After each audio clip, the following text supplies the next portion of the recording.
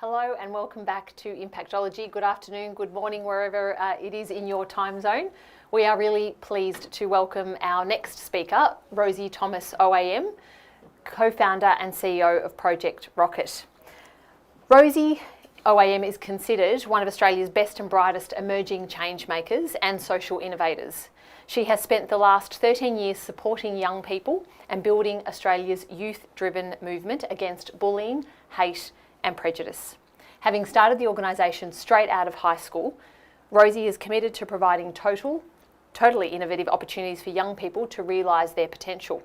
Rosie's work has been recognised by UNICEF among the 12 digital champions for children's rights in the digital age and was honoured in Washington DC with the International Award for Outstanding Achievement in Cyber Safety. As well as a number of local awards and honours, in 2019 Rosie became a recipient of the Order of Australia Medal, recognising her service to young people and her work against bullying. In 2020, Rosie was named one of 2020 Westpac Social Change Fellows. She was one of the 10 recognised social innovators, recognised for their social leadership in Australia. Rosie is absolutely a driver of innovation and she's passionate about business and solving long-standing social problems. In her spare time, she acts as a business mentor for local change makers and entrepreneurs. I had the pleasure of meeting Rosie, her sister Lucy, and the team at Project Rockit a couple of years ago now, and it's really my great pleasure, our great pleasure today, Rosie, to welcome you to Impactology Live. Oh, thank you so much, team. It is so good to be here. It feels a little bit underwhelming in my living room. In fact, my upstairs neighbor is vacuuming, and I feel like this just sums up 2020 for me. In fact, I wanted to start a little bit differently today because I really wanted to bring in some of the energy of a face-to-face interaction. And for me, there's no greater energy than a Project Rockit workshop. So to kick us off, I wanted to give you a little taste. Perfect. Hey guys, I'm Rosie. I'm Lucy. And we are co-founders of Project Rockit, Australia's youth-driven movement against bullying, hate and prejudice. Today, the Project Rockit team is in school running workshops as we do all day, every day, all around the country. You're about to start your first workshop, so let's get inside. Let's go. Hey guys.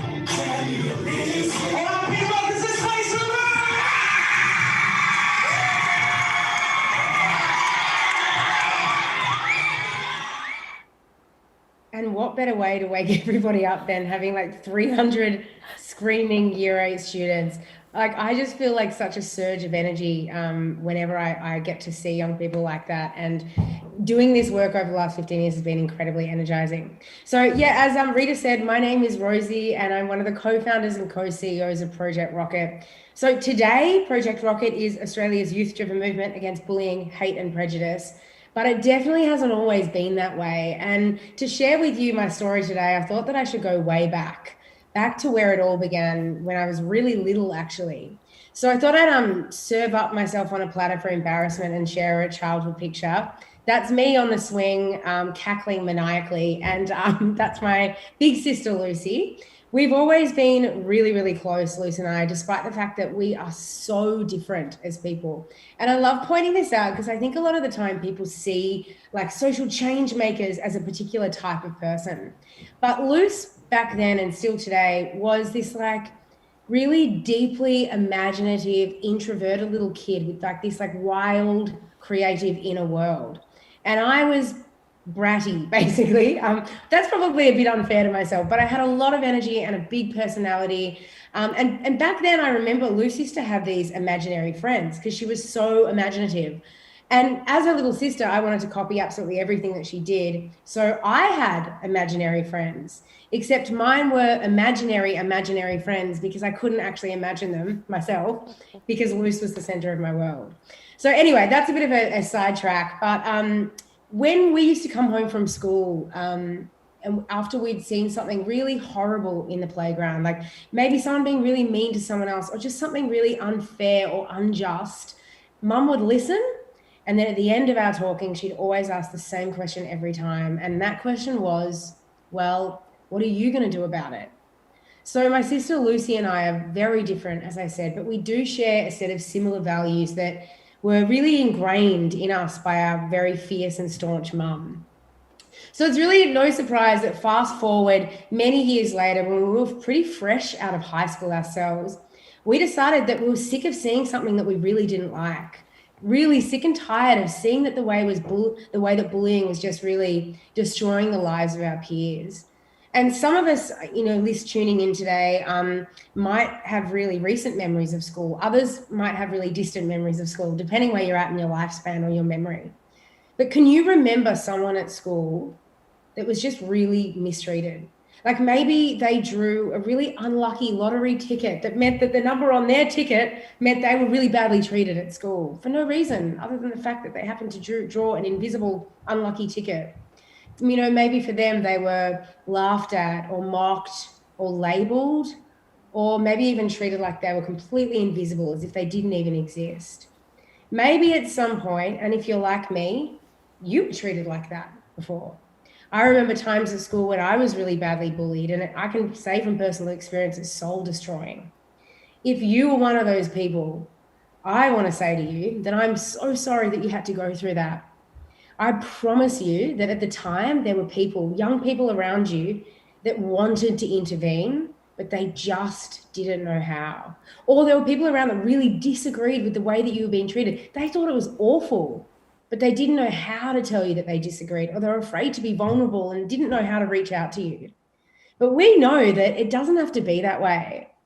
I just think that it's so unfair that some young people finish school really happy and confident and ready to take on the world, and others finish school the awkward, empty shell of the awesome kid they were when they started. So back then, just finished high school. Not going to lie, I was pretty unsatisfied with the world as well at the time. I thought I was going to finish high school and unleash myself onto the world, and instead found myself really angry and sick and tired of this situation. We went around and we saw that no one was doing anything about the issue of bullying that really reached young people or put them in the driver's seat. So that's when we decided to start our own community project to tackle bullying. And so back then we came up with like a new idea for what we wanted to see at school, or a new idea for what we wanted to see in the world. And this is it. Project Rockit is built on this vision, which still drives us today, that we want to live in a world where kindness and respect thrive over bullying, hate, and prejudice, and every young person is free to realize their potential. I remember thinking at the time, wow, can you imagine being free? Can you imagine being free as an adult? Because we know, and I knew then, I didn't know the statistics back then. My expertise was being a young person. I knew back then that bullying robs young people of their potential. It smothers development and it extinguishes their opportunities. I saw this happening before my very own eyes. So we decided that it didn't have to be like that, didn't have to be this way. We saw something we didn't like that needed to be addressed, and we decided to do something about it. So we decided that we would kick off and create Project Rockit Australia, Australia's youth-driven movement against bullying. Just as a quick derail, I wanted to say that like today, when Rita approached me to share a talk with you guys, I was like, what angle should I take with this? Should I talk about starting a business straight out of high school, women in business, or like social entrepreneurship, building a movement, or even how do you bounce back from 1 billion failures, or how to challenge imposter syndrome, which I'll be frank, I have not nailed that just yet. But instead, what I want to do with you today is share with you just the power of challenging the status quo and what happens when you unite a group of people behind a vision for change. Because what started all those years ago when I was just a little kid, basically, was just an idea, a community project that has now become Australia's youth-driven movement against bullying. And our team have reached nearly 500,000 young Aussies in every corner of the country, delivering these workshops. So back just a little bit of background on the actual workshops, like what do we actually do? Basically, we recruit and incubate young people, young activists, people that, like me, finished school, wanted to make a difference, wanted to stand up and help other young people do the same. So we train them up and then we send them out into schools all over Australia to run really strengths-based workshops, fun, even as you saw at the beginning, to help young people stand up instead of standing by and watching. So as I said, we used our expertise as a young person at the time, and that was like our qualification, because we got to finally create a program an experience for young people based on all the stuff that did not work when we were at school. So no lecturing, fear-mongering, waggling our finger, old people talking at young people about their lives, no judgment. Instead, we really wanted to create safe places, real places for young people to work out what they stand for. Because how can we expect young people to stand up if they don't actually know what they stand for? And we know that now that this sort of impact works. You know, youth-driven approaches to tackle these issues in the beginning was really rare. I remember our biggest challenge starting out was actually convincing teachers that there should be anti-bullying programs in schools, and then convincing teachers that they shouldn't be the ones to run it. This was the hard bit, that instead it should be young people, us. Just let us in. And over the years, we've really been able to validate that it does work. This is a strong approach. You know, talking to a young person about the issues that matter most to them, we believe that it should be a young person doing it. So anyway, as you can see, we actually just conducted a recent impact survey at Project Rockit, which was pretty special. It had 206 students, ex-students, who had a Project Rockit workshop before. The closest distance between them and their workshop was 2 months, and then one person or a few people were like 10 to 11 years following their workshop. So 89% of these respondents did see that they'd sparked positive change within them. But they also, and I think this is the power of the peer-to-peer approach, creating cultural influence within year levels of young people, is that 85% noticed changes in those peers around them. And I just love, you know, this is why I started Project Rockit. Like, it wasn't so much to tackle bullying, it was to give people the feeling of being accepted, like they're wanted in the world. Because once we feel wanted in the world, we feel empowered to change the world. We care about those around us, you know, like we actually give a damn. We feel responsible for them, and we are invested in creating really respectful and inclusive spaces where diversity can be celebrated and people can actually just show up and be themselves.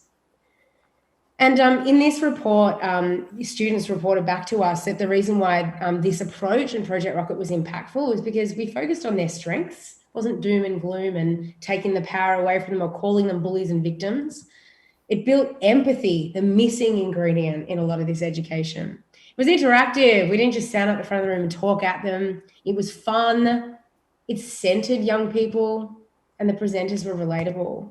And so as a result of this survey, over 99% of students reported that Project Rockit was more impactful than other cyberbullying education at their school. But we knew that we could do more, essentially. Like, we started this journey in a handful of Melbourne schools, and it really took off. Like, I cannot express to you how much Luce and I did not have grand ambitions to start a national organization or a global movement or any of the things that we've been doing. Instead, we just really saw a problem that needed fixing. But it did take off, and Australia is an enormous country, and we wanted to make sure that no matter where you live in Australia, you can access really cool, credible, relatable, evidence-based and effective education that will help you tackle these issues yourself. So we built Project Rockit Online, which is Australia's first digital platform that is designed entirely by young people for young people. It was such a labor of love. It was an enormous task. On the front end was this like really creative and immersive learning experience. It was like totally multimedia rich, like plug your headphones in, go on this wild journey of discovery. But on the back end, we were able to custom build this incredible platform that captures data and reports it back to teachers in real time, so we can find out exactly what's going on in a school and help teachers as well. And before the program, only 49% of young people felt confident enough to tackle bullying. But after the program, that figure sits at 96%. And that was through an external evaluation with Western Sydney University. But we knew that we could do more. We knew we could go further, dig deeper. You know, we have a youth brains trust, which hopefully I can tell you about them in a little bit. But as Australia's youth-driven movement against bullying, we have a brains trust that helps steer our organisation, and they're made up of young people. And we're sitting down one day and we're talking about their workshop experience, and they said, yeah, but we still have questions. And we're like, all right, let's get some butcher's paper out. What are your questions? And the first question, let's say, how did society's standards get to where they are now? It's a pretty big question. It's a question that I ask myself a lot. And this is such a great reminder to all of us that we don't actually have to have the answers. It's kind of liberating when you realize that you don't have to have the answers. And we said that to them. We're like, I don't know. What do you think? And then we started capturing these questions, and they're amazing. Like, why do people use labels like slut? Why do people follow that popular person? How do you educate others when you're the only out person who's at school? Why don't people teach safe sex education for LGBT relationships? How do we know who we can trust? So as a result, we decided that we needed to do something with these questions. And so we got on the phone to old mate Google, who basically is where young people put their ideas. It's where all of us put our ideas, let's be honest. If you've ever wondered anything ever, you plug it into Google. Yes, we've all typed some really embarrassing things in there. And we wanted to make sure that, when young people type something in, and some of the questions are really intense, like, what do I do if someone leaks a nude photo of me? Where do you get your answers? These questions are so important. So we created, with the support of Google and YouTube, Project Rockit TV, which is written by young people, starring young people, produced by young people. And basically it talks about all the tough stuff that you don't get to talk about at school, or might get a dodgy answer if you ask Google, basically. Where am I? Yeah, and I guess where we're at now is really helping young people create change from the top down. So really for the last 5 or 6 years, we've been working really closely with social media platforms. So Project Rockit is the go-to youth cyber safety of Facebook, Instagram, Twitter, Google, and Snapchat and TikTok now, but I need to update my slides. And our view of this, we serve on Facebook's Global Safety Advisory Board, Twitter's Global Trust and Safety Council, and a whole bunch of other roundtables. And that's because we believe that these platforms do really need to improve. But our view is that we want to be in the tent with them to help them come up with the solutions. And most importantly, we want to really make sure that Australian young people have a seat at that table and can even flip the table if necessary. And most recently, our work with Facebook saw them invest $1 million into Project Rockit to create this awesome digital ambassadors program that COVID put a pin in eventually. But it saw us travel around Australia and essentially ready and unite 10,000 young people, transforming them into digital ambassadors who are ready to tackle online hate and reclaim technology as a tool for positivity. What started as a really small community project led by 2 young people has now grown into a movement so much greater than us. Today, Project Rockit reaches hundreds of thousands of young people all over Australia and has recruited, over 50 young people into employment and trained them to be leaders to deliver this approach. And if have I got about 5 minutes? Absolutely. Awesome. Because what I was thinking might be really helpful for me to share today is actually not some of my views. Instead, to act as conduit and share with you some suggestions from young people to grown-ups, essentially. These are learnings from them that you can take and apply to your work. So whether you're an educator or a policymaker, maybe you're in advertising or an industry leader, a parent, maybe you're a human and you know a young person. The first learning that I want to share with you is a direct quote that we hear from young people all the time when it comes to cyber safety or controlling young people, essentially. Stop smothering us with safety. So it's really important that we put our trust in young people because they are the future and they are going to be the change makers for the next generations to come. And that's why I do what I do. My heart. I love Raw. That's Raw. He's absolute legend. And I really hear what he's saying there. He's really talking about how safety is really important and protecting young people is really important. There's no doubt about it. But what Raw's saying is that we need to trust young people so that we're not protecting them to the extent that we end up cutting them off from their agency. And when it comes to an online context, protecting them so much that we end up removing their ability to access the opportunities that the digital world affords us. And I wanted to share this slide with you for a moment because I think traditionally when we think about young people's experiences online, the way they live online, we often tend to weigh up potential harms and risks against the benefits and opportunities, 2 very clearly defined columns like this.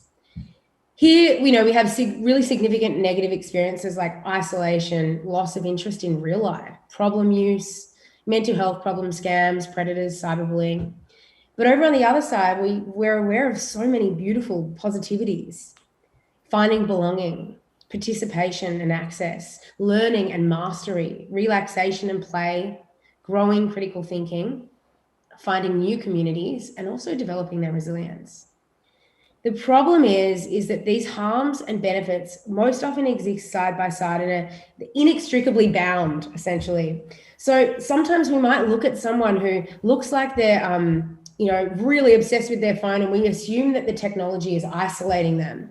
But it could be that person is finding a newfound belonging online. And we see this play out in our work all the time, particularly when we're traveling into regional communities and we're meeting LGBT young people who literally find their way, they find their community and their way to stay who they are online.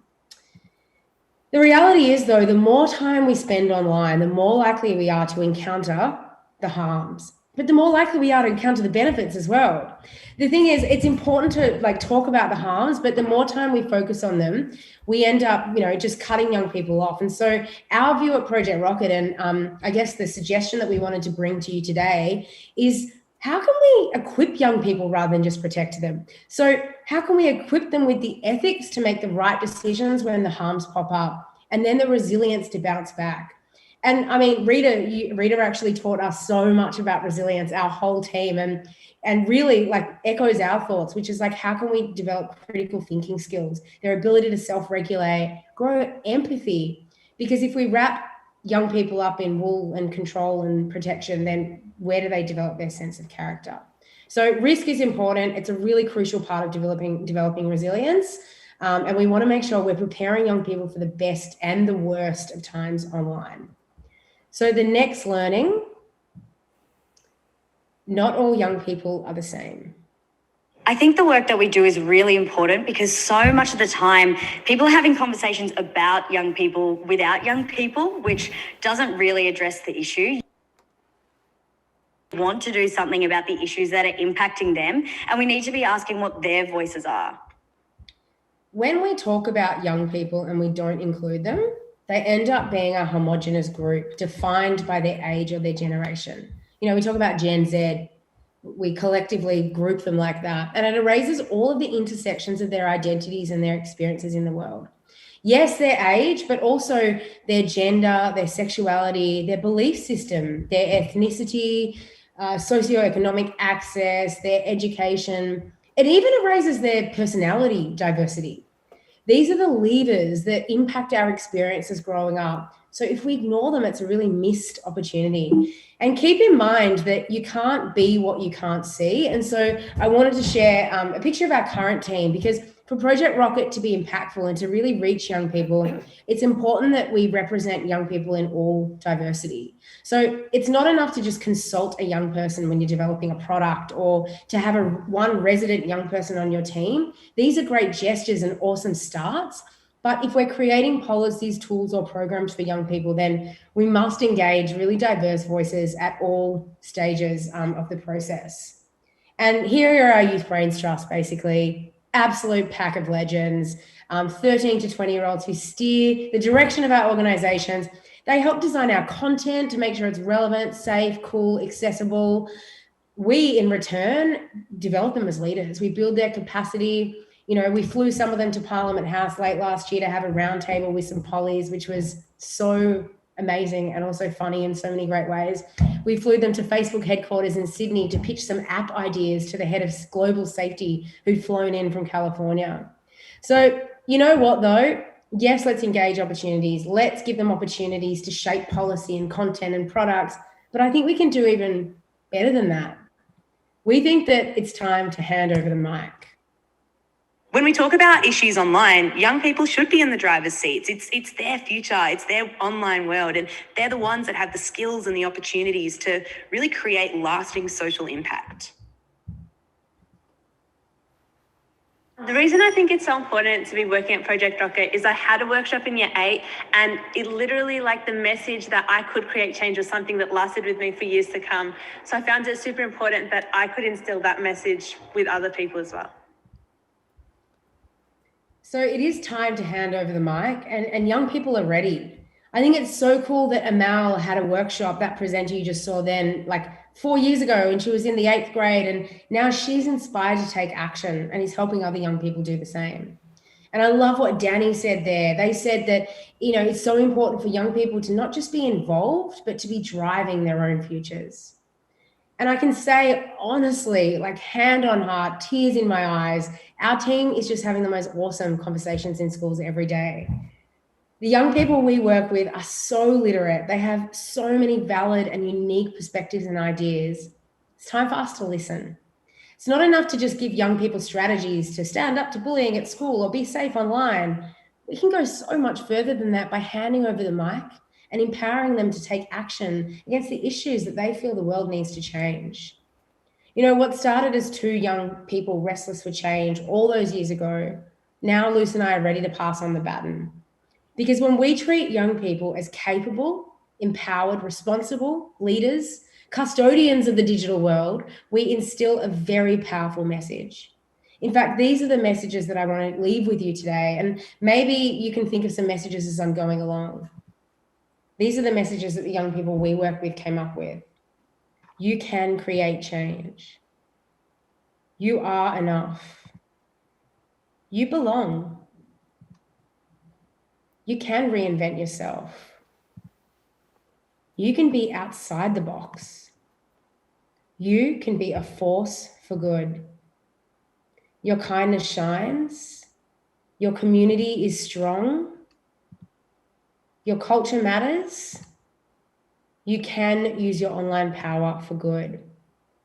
These messages are powerful, and I really want to put it out there. I was hoping the chat function would be working, because maybe wherever you're listening, if you have a little keyboard, I want to know, what are your messages to the world? Because I invite you to post them somewhere. You can find me on Twitter or across any platform.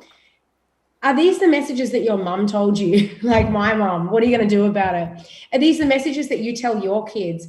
Are they messages that you've learned through adversity, actually? Because standing up for what matters makes you feel like you matter.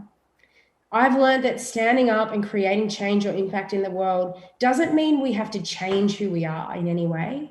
It just means that we have to have the courage to really be who we are. So thank you so much for having me. I wish I could see all of your faces, and hopefully one day I'll get to meet you in person too. So thank you so much. Thank you, Rosie. As usual, more than inspiring. The work that you and Lucy and Project Rockit do is astounding in the community. And the 3 of us that are in this room, Ash, George and I, we all have kids that are, around that age, anywhere between, I think George's daughter is the eldest at 17, mine is the youngest at 5. We've got kids all the way in between. And I'll speak for myself here, but I'm sure the guys will agree. Being a parent, often, those messages that you were sharing at the end, and we've got some comments coming through, which is fantastic, and we will share them.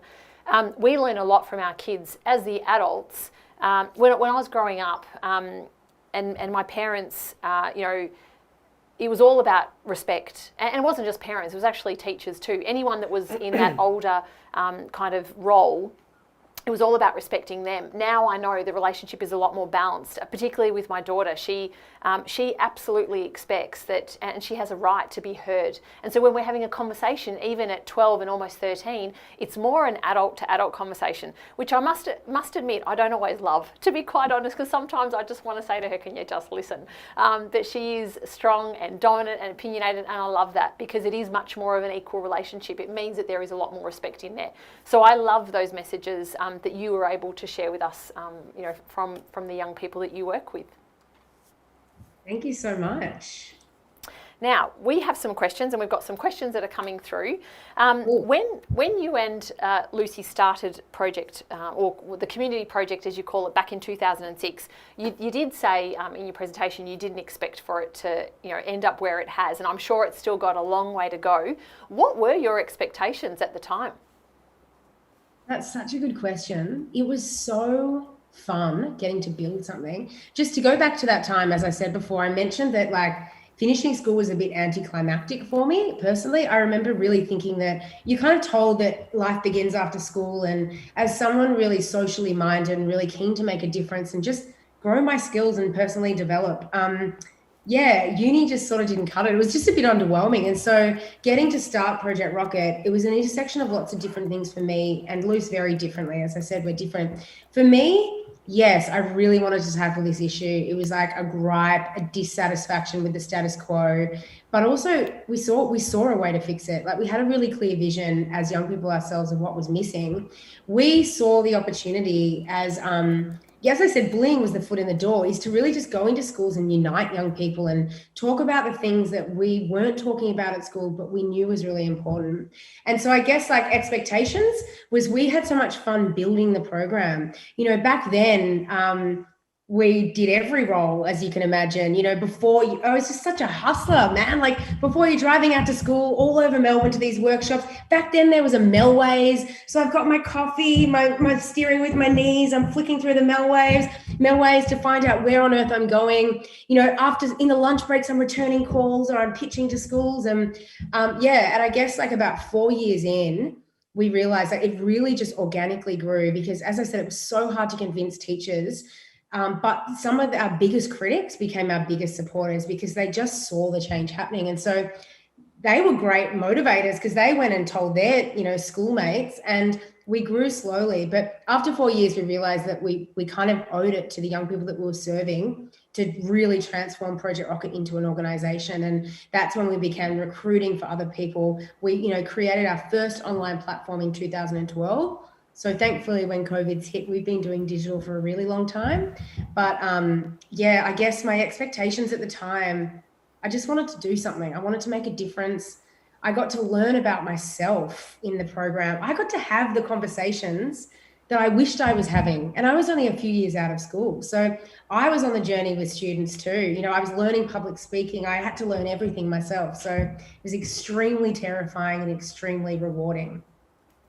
As a parent, it can often be really, really challenging if your child is going, and invariably, I'm sure all of our kids have gone through more than just a bad day at different times.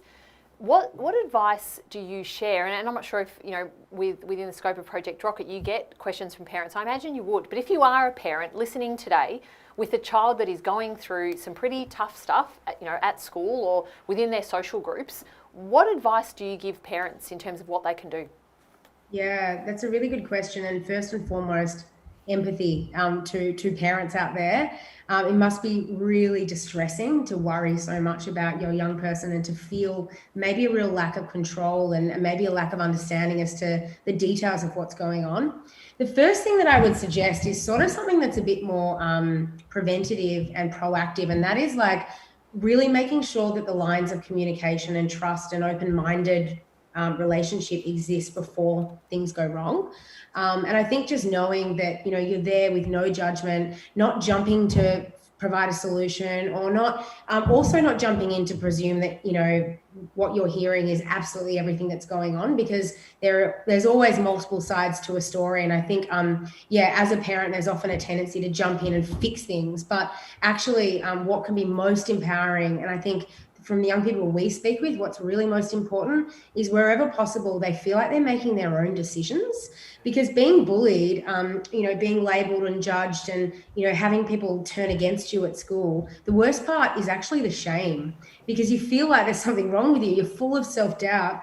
And when we remove that autonomy or agency to be able to control the problem as much as possible, then it kind of like only exacerbates those feelings. So yeah, I think like creating the channels ahead of time to make sure that, you know, that you're as approachable as possible, looking out for the signs, you know, if they change their sleeping patterns, eating patterns, you know, what are you noticing about mood? I get we're talking about teenagers here, but you're perceptive and you can tell what's going on. But when it does come time to intervene in some way or to approach the school, first and foremost, asking the question, how do you want things handled? You know, how can I be here to support you, lead this process as much as possible? And, you know, giving them that control is so important. I completely agree with you. At a time when they feel that their control is perhaps the things are out of their control. It's not, I will say, Rita, like that isn't always possible. Sometimes there are high risk scenarios that require you as the parent to make a quick call and for safety. And they're not the ones I'm talking about. But yeah, I think where possible, it's also an opportunity. So I actually have a friend of a friend of a friend contact me in WA because they were so distressed about their kid who's in year 5, who was really having a terrible time. And we worked through some of these solutions, and that was the one that she really took away. She's like, I really want to work with my kid to come up with the solution. And in the end, she got back to me like probably about a year later. I was like, could barely remember what we were talking about. And she'd said that actually that created an opportunity, and that there was actually some silver linings in the whole experience because they got to learn all these skills. It made them closer connected, and they felt like they were responsible for the better outcome as opposed to having being looked after by someone else. Some of the comments that are coming through, Rosie. So we've got, if we can see it, we can be it. So that's come through from Maddie. Hear us is another one from Jack, and we're all in this together is another one from Brendan. So you can be. These are all we'll t-shirts. send them You through. can tell I love my t-shirts. But I love that. We're all in this together. I think we need to make a t-shirt company out of Impactology. I Motivational agree. T-shirts. Funny you should say that. I agree. It might have come up a couple of times in the last couple of days. And for someone who is being bullied, I know it's here in Melbourne it's school time, or kids are just about to finish school, but if there is someone who might find themselves watching for whatever reason, or they might be watching the replay, if they're going through a challenging time right now, they're someone at school, what's maybe a couple of things that you could suggest they do first and foremost?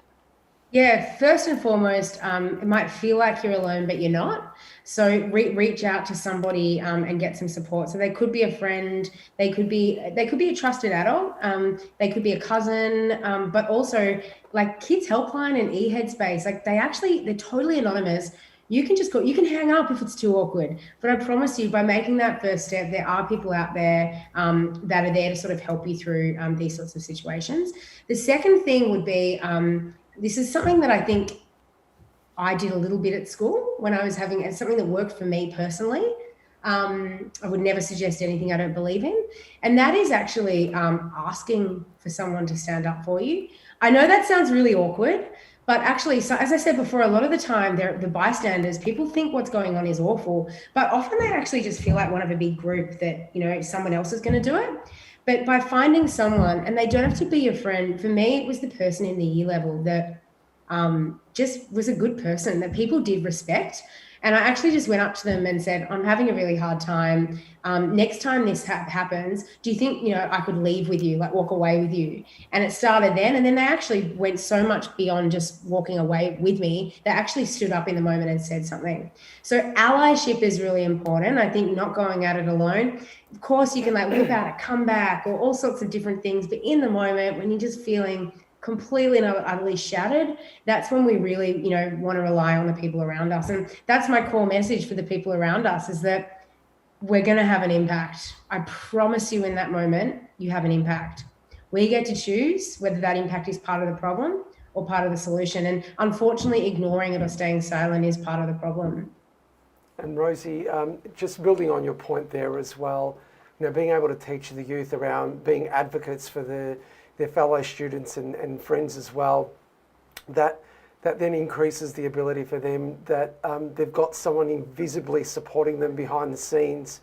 So they might be calling out someone on the side or calling out someone in an open group, but that whole idea of advocacy, or as you described it, people that can jump in and say something is quite powerful.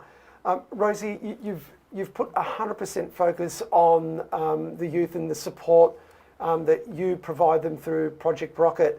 I want to shift the focus away from the kids for the moment and want to put the focus on you for the next question, if that's okay. Go for it. What do you do to keep yourself fit, whether it be mentally, physically, socially fit, to make sure that you're at the top of your game when you're supporting students? That's a really good question given the year that we've had, because all of my support structures disappeared.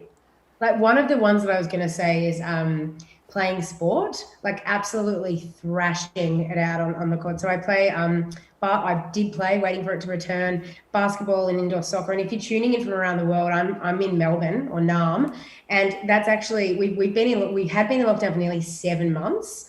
And so, yeah, it really did rattle me.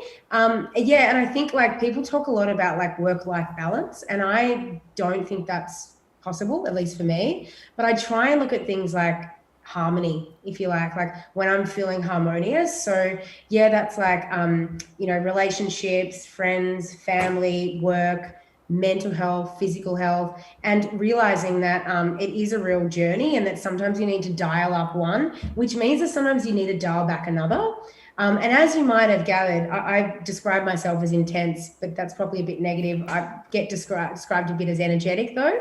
But actually, I have a chronic illness that causes exhaustion and fatigue in me. So battling and managing my energy is really important to me. So yeah, I think like just having a really amazing group of people that are supportive. So really, I work with my sister, my team are incredibly supportive, but yeah, really making sure that I'm getting enough sleep is a big one for me. Exercising, and the other one is purpose. The biggest thing for me with self-care is purpose, feeling engaged in the work, feeling like I can influence change.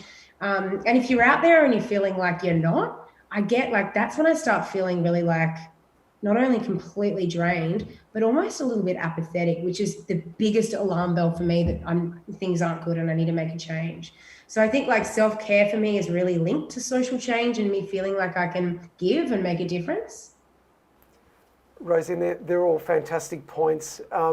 If I can now focus on where you draw your inspiration from, 2020 has obviously been a year of disruption and change for so many of us. Where do you draw your inspiration from? Is there an influencer or someone who's going about social change in the way that inspires you? I've been so inspired this year. It's amazing how this year could have sucked the energy out of all of us, and this is where I'm so grateful for a screen actually. But instead, I feel more plugged in than ever. I feel like, the Black Lives Matter has galvanized social change, and yes, there is great unrest, and for a very great reason. And I think for me, what's really inspired me isn't so much like one particular person, and this is what I'm loving about the power of social media. It's the grassroots people and individuals and stories that are infiltrating so many different groups. I feel like maybe we're starting to break out of the echo chamber a little bit. Learning that that issues that are affecting people overseas are actually the issues that are affecting us here in Australia, that Australia has a Black Lives Matter movement. Australia has a horrible history and is continuing to perpetrate, those horrible atrocities onto Aboriginal and Torres Strait Islander people. So, yeah, I feel like there's almost a great metaphor going on, but, it's helping people here in Australia finally wake up. And to me, that's really exciting. So I don't know, for me, I'm writing lots of hashtags at the moment, very much lots of activism, incredible. There's so much learning at the moment on Instagram in particular. I'm really loving the story features that in 5 minutes, you can kind of access a little tutorial on a particular issue. And I thank those people for their emotional labor and their generosity of like bringing all of us on the journey so that we can, stop standing by when it comes to some of the really big picture stuff that we feel like we can't influence, but it's little actions that influence change more than the big ones sometimes. And Rosie, you mentioned that you'll be handing over the mic to the youth in respect to hearing their voice and allowing them to share their own story. What's the future hold for you? Good question. I don't know. I really don't know. I don't have an answer to that. But I will say that, I feel this year more engaged than ever. I think COVID has created this amazing space, which, I'll be honest, talking about self-care before, I was so burnt out last year. I don't know how I made it to the end of the year. And comparing where I'm at this time with now compared to last year, I feel so charged with energy and focused, and I feel purposeful and connected to what we're doing more than ever. It is time to pass on the baton in terms of leadership. I think like we're approaching that. We've got our Youth Brains Trust. Our team is made up of, the average age of a Project Rockit employee is 22 years old, and so we need to balance that with the level of, I guess, maturity and external experience that can really help us drive as a national organization. But I'm still like this year, I think, COVID's just created space to actually tackle some of the problems. Whereas, when you're building an organization, you're moving forward so quickly. And sometimes, you're missing the opportunities to actually really work things out as you go. And so, I feel very enriched by that. But now, if anyone's got any ideas, chuck it in the chat line. We'd love to hear from you. I am sure they will be coming through thick and fast now that you've put that out there. Rosie, before we move to the last two questions that we ask every guest speaker at Impactology Live, I just want to read out a comment that's come through from Peter. Killer presentation, outstanding initiative, Rosie. Well done to you and all of your team. Thank you for changing the conversation, the behaviour and the world. Thank you, Peter. It's amazing recognition, absolutely amazing recognition, really Rosie. by that. Thank you. Now the final two questions. Are you ready? I'm nervous. Okay. You should be, absolutely. Okay, the first question is, if you are on a video call with good Wi-Fi with your 18-year-old self, what advice would you provide young Rosie? It's hair related. It's the second one we've had. And if you Google even Project Rocket and go back to the early days, we both had, she's got really dark hair, a dark and a blonde, what I call helmet hair. It looked like we were wearing actual helmets. But no, putting the bad hair aside, what would I tell my 18-year-old self? Just to lean into the parts of you that feel most powerful. So I think, like, I don't know whether it's a feminine thing, but and by that I mean like a stereotype that's holding us back, but just like feeling like I do need to control my energy and be polite and compliant, and when in actual fact I think I had a lot of passion and even anger. And what I mean by anger is it used to scare me that I was angry, because it feels like it's like a negative emotion, and it is if you just let it flail and it can hurt people. But it can be a real clue of purpose and something that you really care about.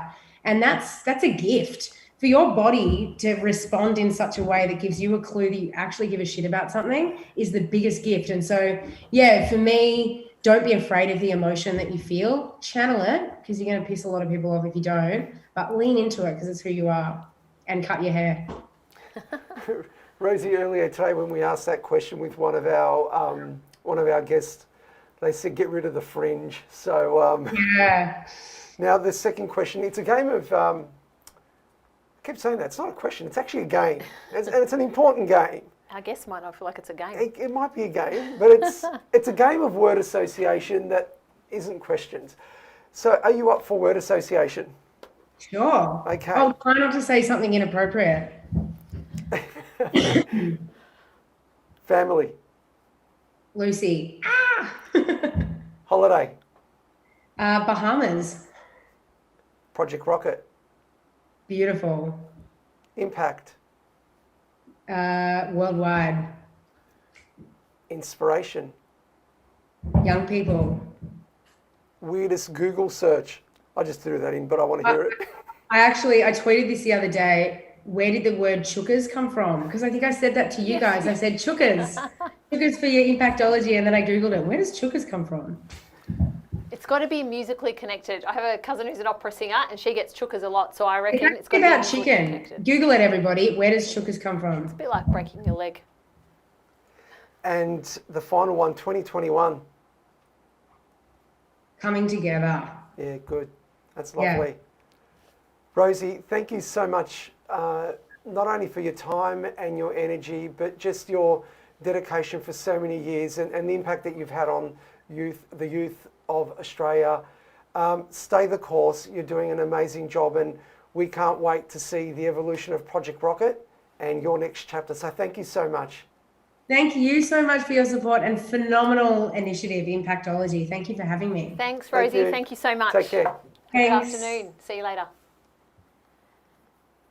And that was the amazing Rosie Thomas. Our next presenter is on in, what have we got, 12 minutes. Go get yourself a coffee or a tea or a drink. Our next presenter is Joshua Ross from Humanitics, and we have Ash and George who will be interviewing Josh soon. 12 minutes. See you soon.